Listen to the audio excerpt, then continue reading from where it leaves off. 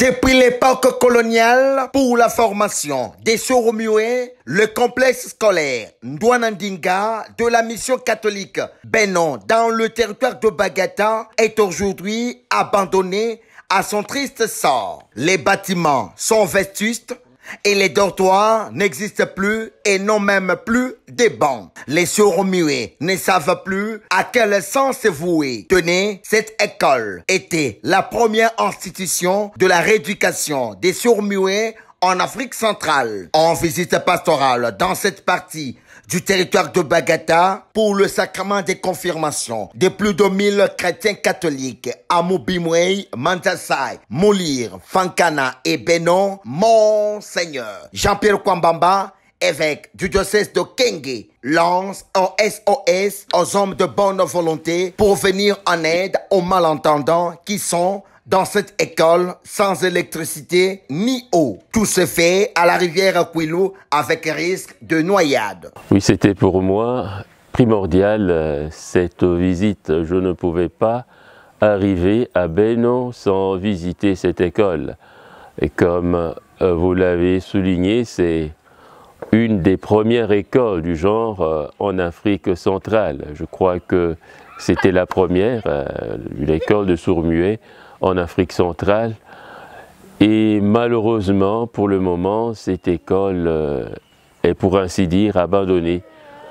Elle ne bénéficie d'aucun financement de la part du gouvernement.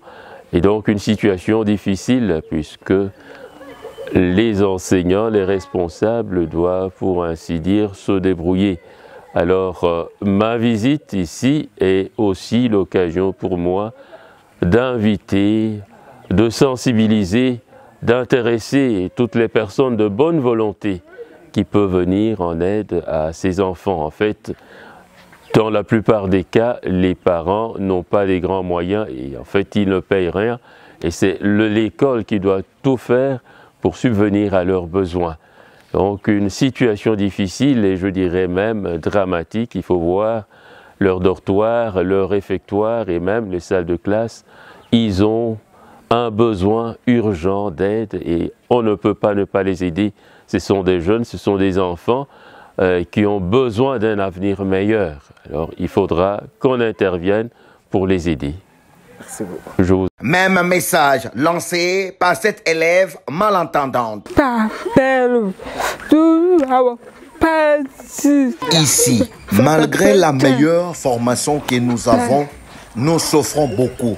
Si le chef de l'État et Maman Denise Nyakeru peuvent nous aider. Notez que cette meilleure école de la rééducation des sourds-muets a été oubliée par le PEDEL 145 et les élèves portent les polos des candidats députés comme uniforme. Voilà ce qui nécessite l'aide de tout le monde